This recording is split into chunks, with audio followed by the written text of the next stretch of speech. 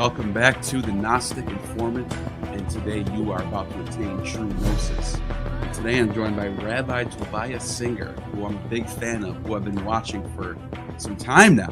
Who I don't know if I didn't tell you this yet, but I was a Christian, and I was one of the, evangelical Baptist born again types, the Trump loving types, and watching you, man, really helped me find the truth. Deconvert and understand the biblical history better. It really did. Like, you probably are like high on that list of people who I learned a lot from, that actually let me look at what I'm doing. Is this true? Am I going the right path or not? And I checked into everything. I literally checked everything you said to make sure if it was true or not. And I don't think anything you've ever said was false. Anything. So I'm glad to have you on. Well, thank you for having me on. As it turns out, my viewers are people who are audiences that are highly variegated, and many of them are Christians and different faiths. So it's really important for me not to appeal to scholars and any of that stuff, just like go right to the text itself. Yeah. And we're lucky to be able to do this today, because 200 years ago, we would have both gotten killed for having this conversation. Yep. So it's good that we're able to do this freely. So I'm grateful to join you. Thank you. It is. I want to talk about the Christian Bibles, and the original Old Testament for the Christian Bibles, being the Septuagint, is supposedly was translated under Ptolemy. They were trying to translate the Hebrew text into Greek so that the Gentile world can join the Jewish faith, and that led to basically the soil for Christianity to grow out of. And I want to get into basically how I want to talk about how Christianity is almost diametrically opposed to Judaism, but I also want to get into, where is the Septuagint mistranslating the text, and where is it doing it on purpose, or what is, like, let's get into that. All right. So we need just a quick history lesson. You're quite right. Roughly 2,250 years ago, 72 rabbis were commissioned to translate the Torah, that's just the 5 books of Moses, into the Greek language for a Greek empire. And Greek was like English today. And this translation was done for the famed library in Alexandria. Okay? And that was called the Septuagint, meaning 70 or 72. Now, that Septuagint of just the 5 books of Moses is gone. We don't have it. We only have 14 quotes from it that are recorded in the Talmud in Tractate Megillah 9a and b, if someone wants to look it up. This actually becomes very important for a reason that I'll explain. Now, the Jewish Bible is huge. It's much more than the 5 books of Moses. Although the 5 books of Moses, to give your viewers an understanding, the 5 books of Moses is still larger than the Christian Bible. In fact, the first 4 books of the 5 books of Moses is much larger than the New Testament. So Tanakh, the Hebrew Bible, is nearly 24,000 passages. It's enormous. So subsequent to that original translation, let's just say 270 BCE, subsequently, there was a need in Jewish communities throughout the empire and in Africa to produce a translation of the entire Tanakh. And this became a cottage industry to translate it. And everyone was attempting it. But here is the point that the viewer must understand. So after the King James Bible was completed in 1611, there were many other attempts to translate the Bible into the English language. right? And you're familiar with them. And there are many that are recent in the 20th century, but they didn't call themselves the King James Version. They called themselves the New International Version, the NIV, the New American Standard. They gave them different names. Or they even would say the New King James, so you knew it was something, it was the King James, but it was newer somehow. So there's all these other translations in English, but they gave them different names, so you knew it wasn't the KJV. Well, this didn't happen back then. When anyone subsequently translated the Hebrew Bible, Tanakh, into the Greek language, they just kept calling it the Septuagint or the LXX, meaning 70. This is where all the confusion comes in. And in fact, to the credit of the King James translators, 47 men of the Church of England, in their preface to the King James Version, you can go online, it's copyright free, they write about this problem, that there were so many different iterations of a Greek translation, all calling themselves a Septuagint. They were committed to translating from the Hebrew and not translating from the Septuagint. They're not the first people to discover the Septuagint was a nightmare, completely corrupted, because the church got their hands on it. That means it wasn't just Jews who were doing this. Now you had famed Christians. The most famous of all was probably the most brilliant Christian apologist in history, Origen, the 3rd century church father. He's very important for many reasons, but one reason is enormous, and that is he was one of only 2 church fathers, that's it, who was completely conversant, completely literate in both Greek and Hebrew. Only he and Jerome were completely fluent in Hebrew. And therefore, what Origen did was he created the final version of the Septuagint in what's called a hexapla. We lost it, but it was a multi-panel, multi-column Bible, and ultimately that was used, a Christian Septuagint that was used to then correct or back up, to wipe away the dirty fingerprints of the New Testament and back up all the corruption of the New Testament. So here is the good news. As those words, good news, was coming out of my mouth, I realized there was a pun. Here is the good news.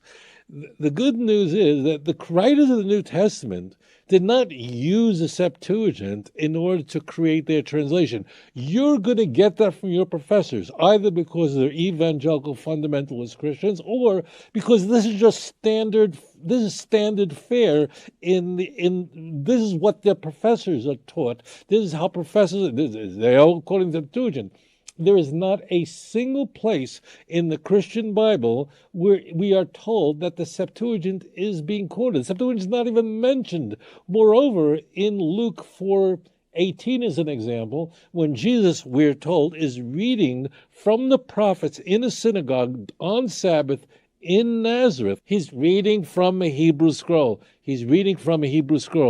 And here's the crazy spin, crazy. So he's reading Isaiah chapter 61, verse 1, that I come to bring you the good news, for the Spirit has been put upon me, and to free the captives.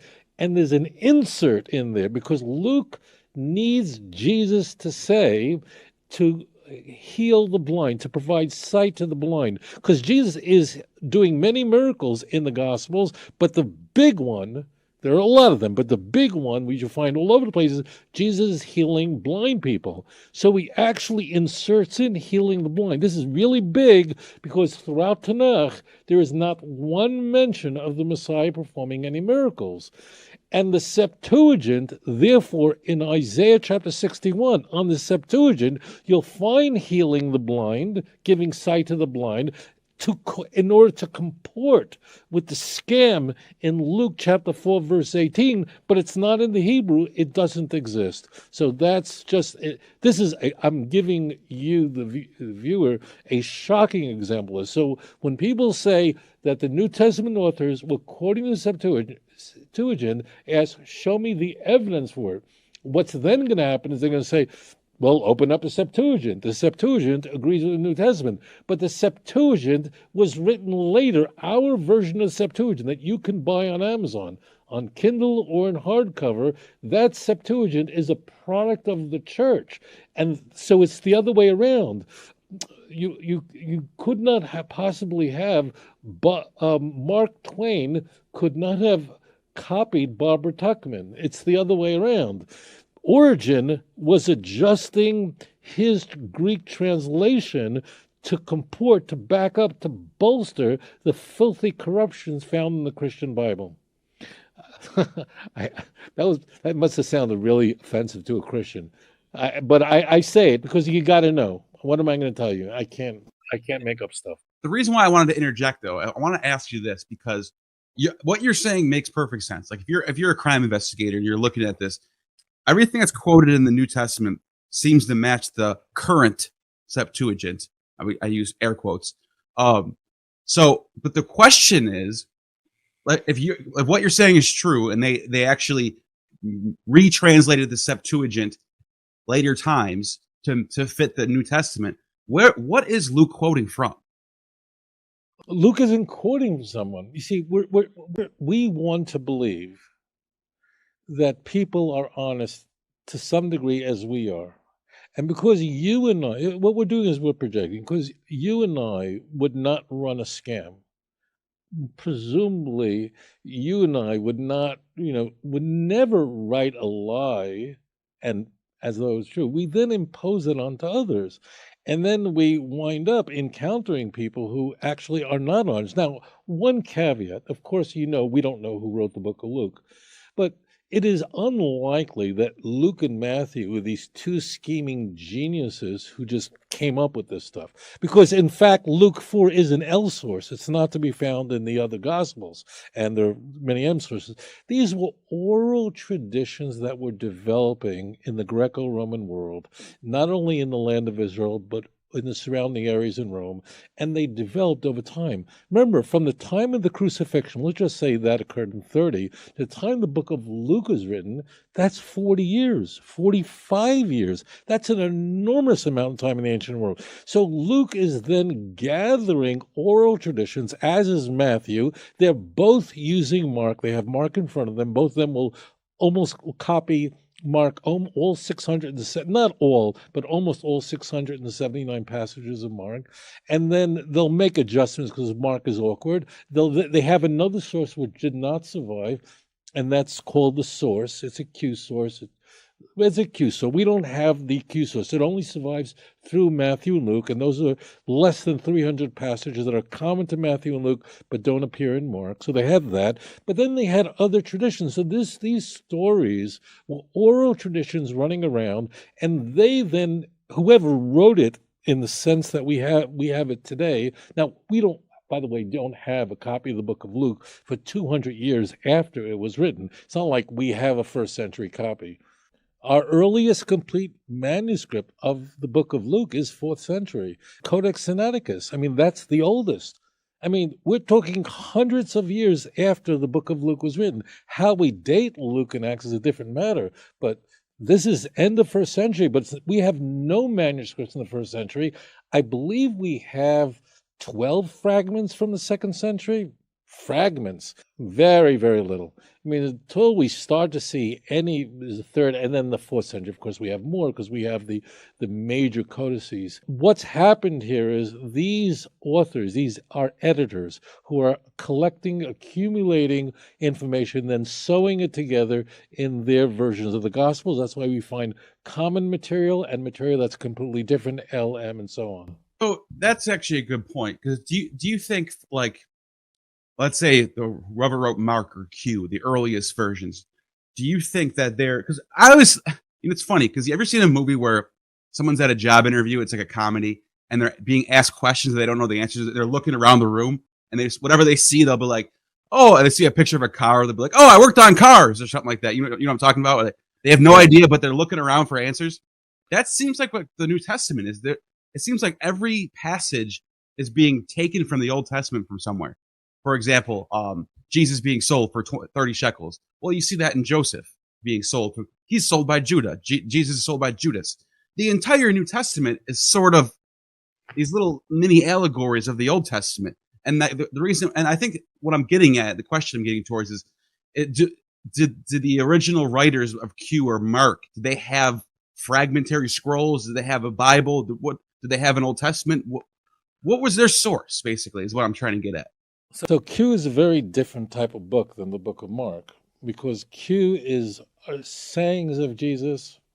Mark is a lot more than sayings of Jesus. In fact, Mark, in contrast, is so different because Mark is only 16 chapters. The first 8 chapters, and see, almost no one on the planet ever read the book of Mark, but has not yet read the book of Matthew. That's why this is so difficult for people.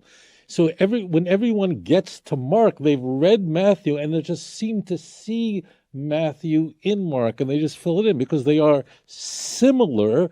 But what's unique to the book of Mark is that who Jesus is a huge secret in the book of Mark. 8 chapters, it's the biggest secret in the world. Don't tell anyone who I am. It's the big secret, right? So, so that's very, very strange stuff. Mark, of course, has the vicarious atonement of human sacrifice and spirit and cannibalism. The ritual cannibalism of the Eucharist is in the book of Mark. The vicarious atonement, which was manufactured by Paul years earlier in Mark chapter 10, verse 45. You have that same kind of vicarious atonement where Jesus dies as a covering, as a ransom. The same text in Matthew chapter 20, verse 28. Notice, by the way, it's not Luke. We have no equivalent in the book of Luke because Luke doesn't believe in vicarious atonement, that Jesus died vicariously for your sins. So it's noticeably, that text is noticeably absent in the book of Luke. So Q and Mark are really different kind of book.